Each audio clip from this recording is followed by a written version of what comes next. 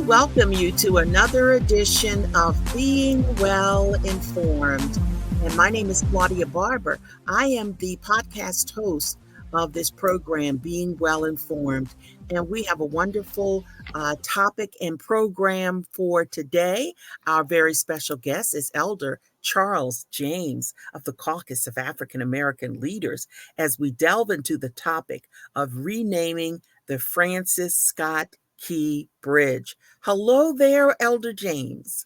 Good afternoon, Judge Barber, and thank you so much for having me. Oh, wonderful. We're glad to delve into this topic.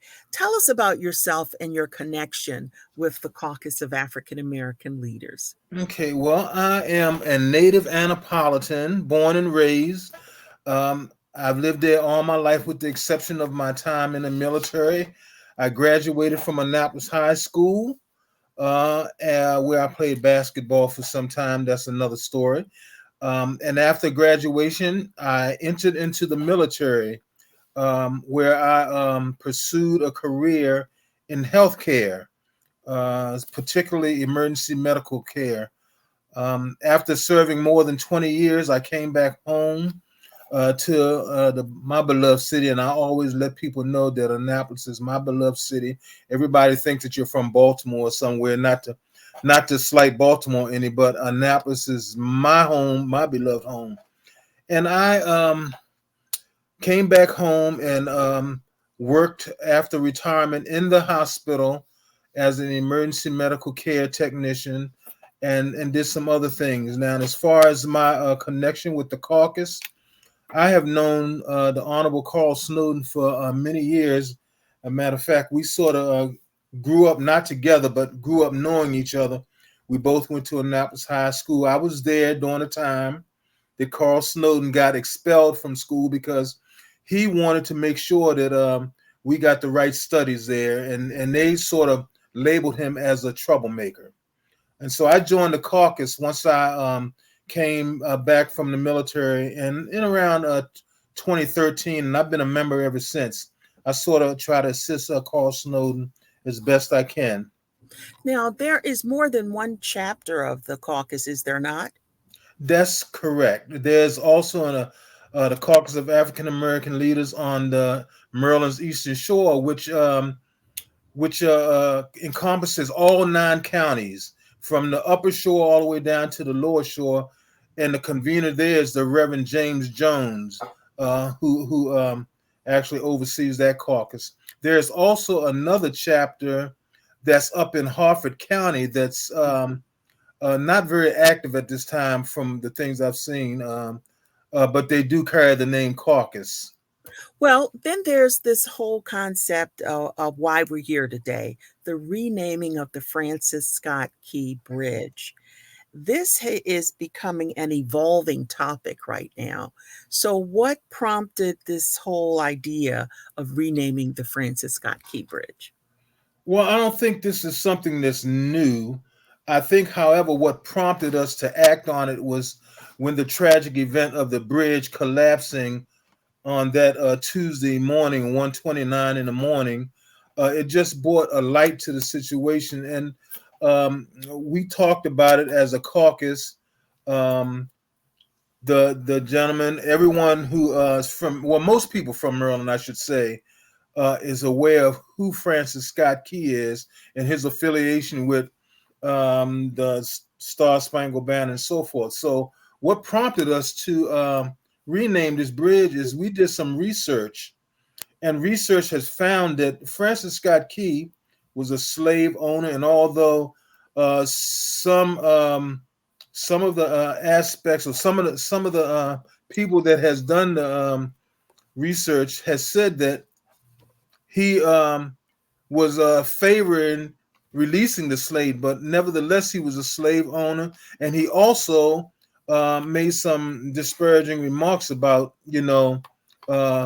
people of color, African Americans, and so we just don't think that any of that, any structure should be named after a person that has racist type overtones and speaks illy of people of color. And so we decided that we would discuss it, and we decided that we would take a vote on a resolution on renaming the Francis Scott Key Bridge to a name that's appropriate for the state of Maryland.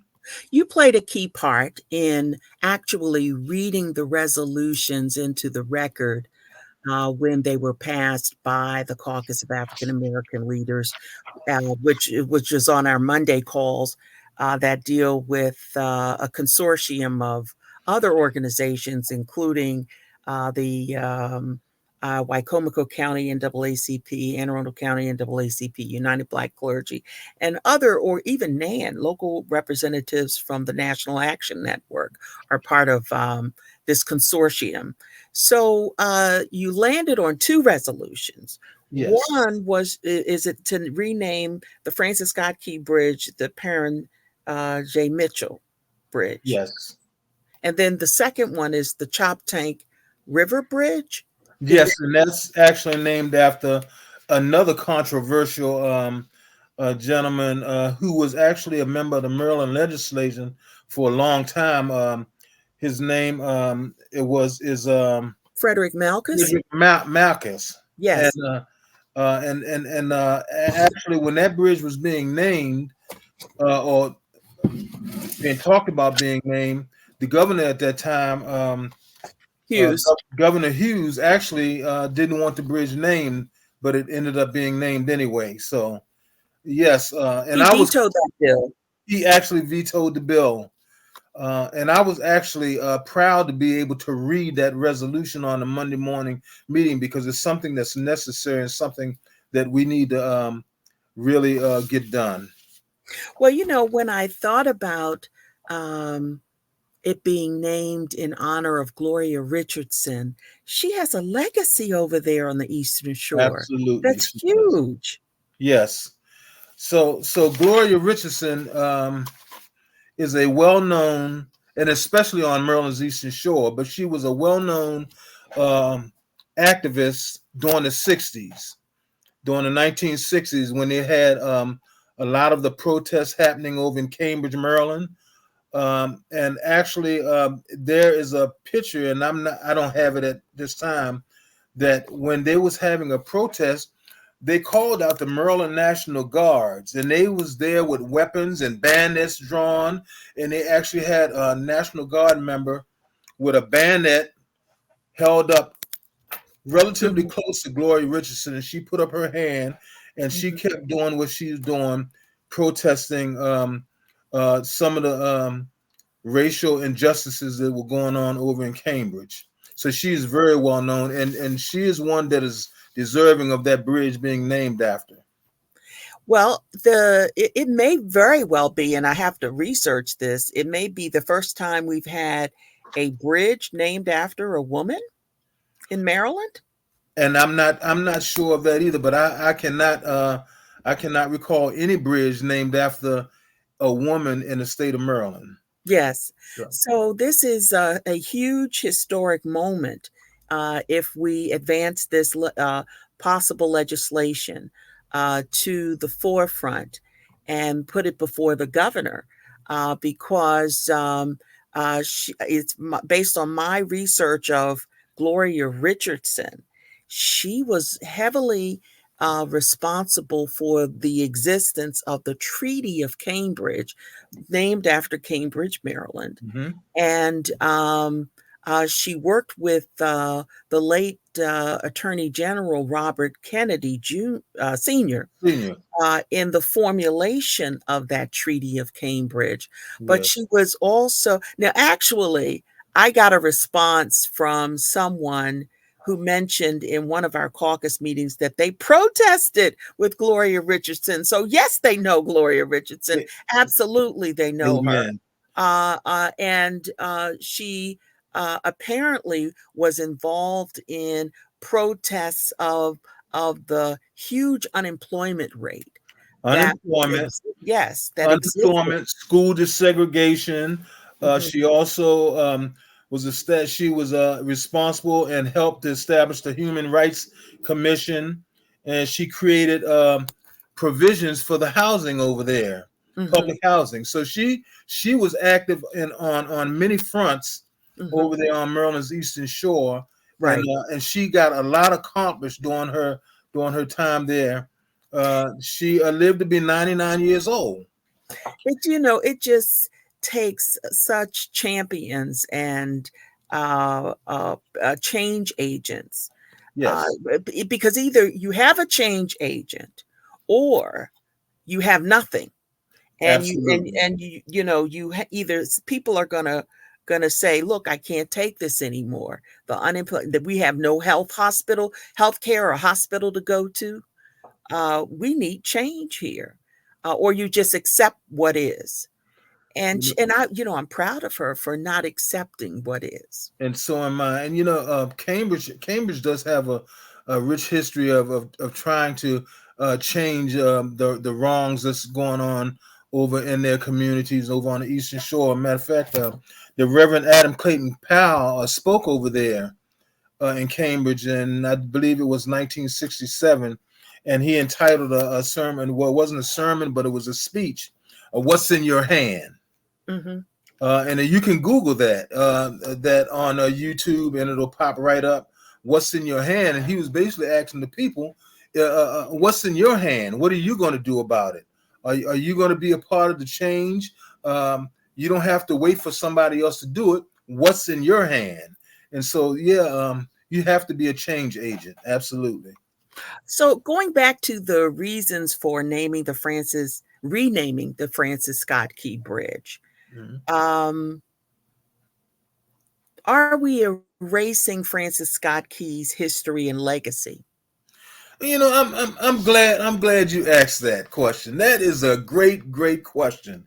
And let me just say, no, we're not erasing Francis Scott Key history.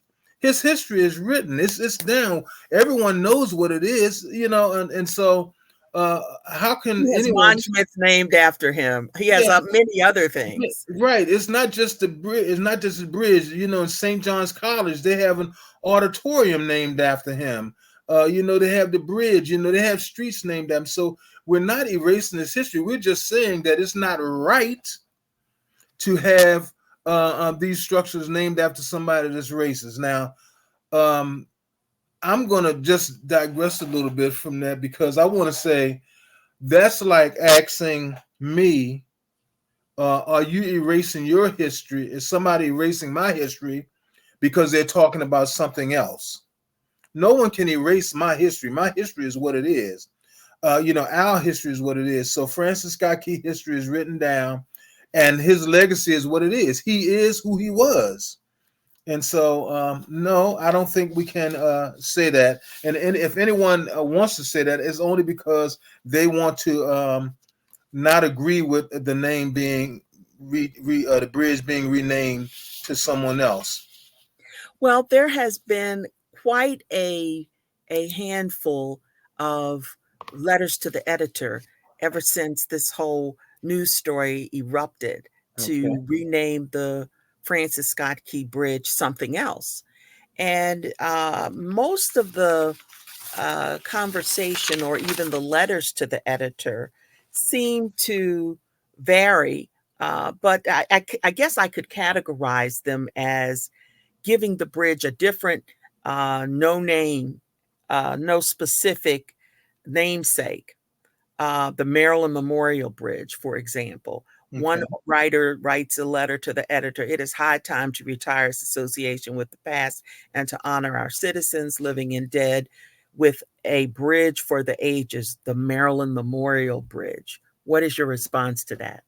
Well, I being honest, I must say I really did before we came up with the resolution, asking the caucus to consider sending a resolution to rename it the late Honorable Parren J. Mitchell Memorial Bridge.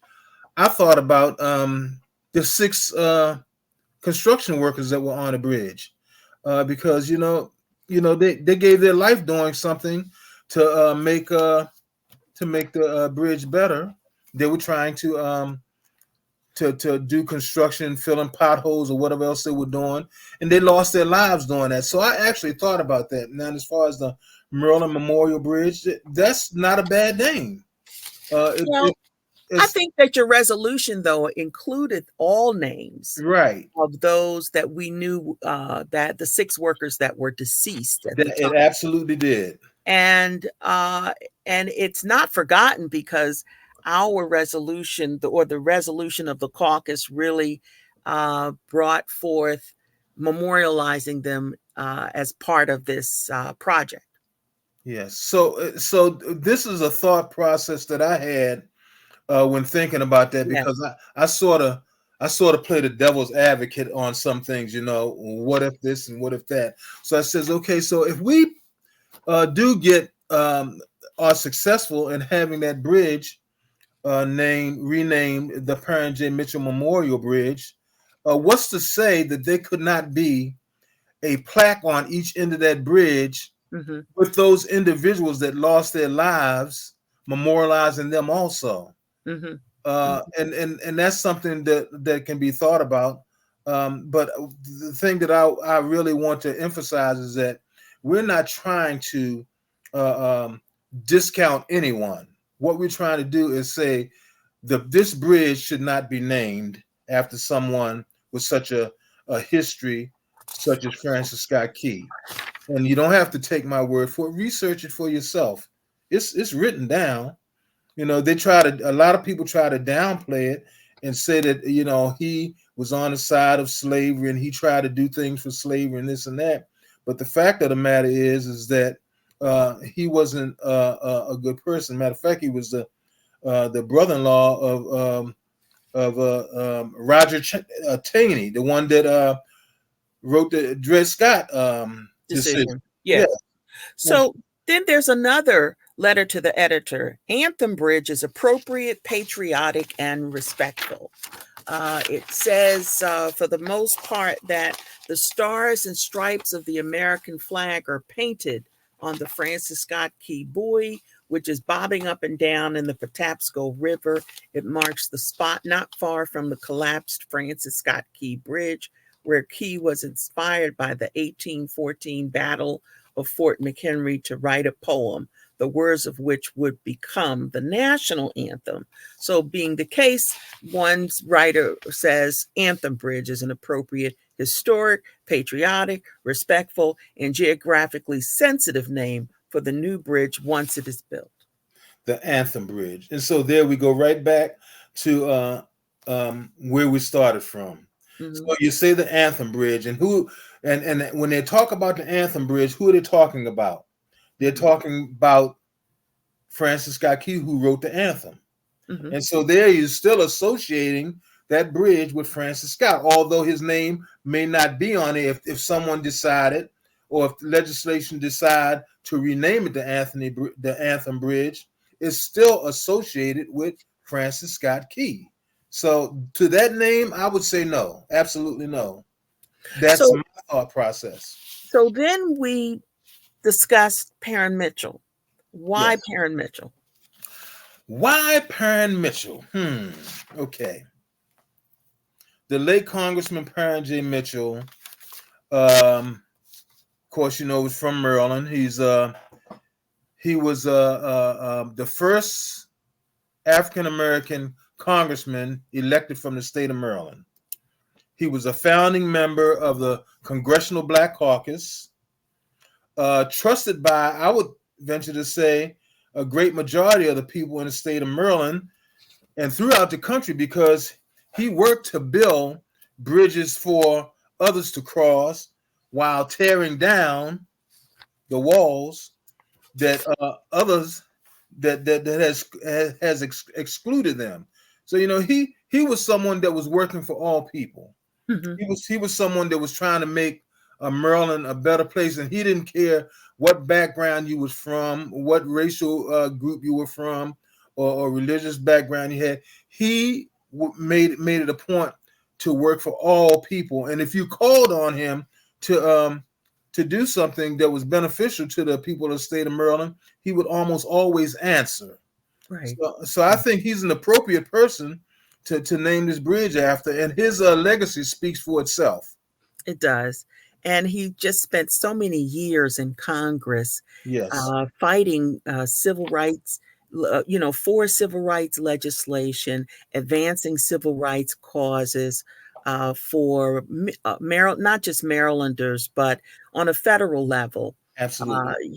It just speaks volumes.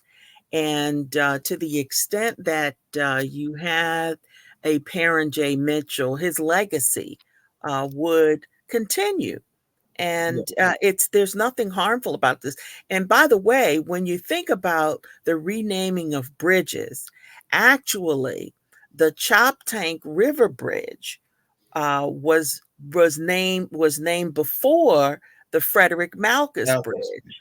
Yes. And so this is not new. It's just not new when you forge with the effort to rename a specific. It's time. It's the timing also that's relevant here. You know, uh, the Honorable Carl Snowden also sometimes he quotes, many times he quotes Malcolm X. And he says it's one of the quotes of Malcolm X: "The time is now to do the things now." And I'm paraphrasing that, but why wait to do something when you know it's right and the time is now to do it? And you're going to always, whenever you try to do something right, you're going to always get some resistance from people that wants to keep things the same. They want the status quo, and we see that all the time. Yes, We that see, that seems to have come out in some of the letters to the editor. And one letter to the editor says, I can understand why Black Marylanders would not want a bridge named in honor of someone who enslaved Black people. But instead of trying to find consensus on any single person or group of people to name a bridge or any state owned property after, perhaps it's time we stop naming things after individuals altogether. After all, we are all human and fallible. Perhaps it's time we start naming things after ideas that we can all agree on. For instance, rather than naming the new bridge that will replace the recently collapsed Francis Scott Key Bridge after Key again, we could call it the Civil Rights Bridge or Baltimore Pride Bridge or something similar. What's your thought? great, that great, great. There's some great ideas there. Um, it just depends on the consensus of everyone, and I think there's nothing wrong with those names. Um, so I would say everybody needs to just sit back and think about really what um, what they really would want. And these are great ideas that people are writing in, with the exception of the negative ones. I will say that because some just because we have an idea doesn't always make it the right decision to make. I'm a fan of Parren J. Mitchell, and I just think that because of what he has done, he is the right choice. However, if a commission is formed or whatever to decide to change the name of the Francis Scott Key Bridge, I think that if there's another name that's appropriate, we need to consider that. Um, Okay. So but in thinking about the rich legacy of having a Parren J. Mitchell Bridge, yes, to me, it resonates well with his Baltimore life and legacy. He was part of Congressional District 7 for the longest period of time. yeah. And it's not a mistake, I think, to consider Parren J. Mitchell and his legacy and naming the bridge after him. And I think one of the reasons why we decided was because of his rich history and his connection to Baltimore. We all know that the bridge that collapsed is connecting Baltimore to the port and to Anne Arundel County. And so the bridge being right there at Baltimore, where Parren J. Mitchell has such a very rich history there, I just think that name is appropriate for the bridge. Mhm. I, that, I do too. that's my I do too. And I think it just as I think the same way about Gloria Richardson because of her rich legacy. That is something that's very, very deserving yes. to kind of memorialize that part and for people not to forget what work she did. And because people often forget, they take for granted our privileges and our opportunities, but they're so precious. They really, really are. Yeah, and I haven't always I haven't always been so to speak a community activist. I was one of these um, I call myself a nerdy kid when I was growing up. I used to hang out with the elderly people because they taught me so much. Hmm. But when I went in the military, I was sort of one of these kind of guys that I sort of just fell in line with what was going on. Not to change the subject, but we need to be proud of our heritage and what we have accomplished. I recall very, very vividly. I retired from the military in 1992. When I was in the military, I was the greatest thing since vanilla ice cream and apple pie. But soon as I got out and took that uniform off, I was just another black man that people felt threatened by. Mm. And so, and I'm very, very proud of my history and the people that I stand on the shoulders of. I don't have enough time to name all of them. My cousin Robert Eves, Carl Snowden, who I know very well, Bertina Nick. I mean, I can name the late Reverend Leroy Bowman, Hmm. and I can continue to name all of these people that were instrumental in doing great things for the community, for the black communities. To be honest with you, We and have to invite you back and to share more because it seems like there's a lot of legacy in Annapolis that we could talk in more detail about. it's quite a bit of legacy in Annapolis.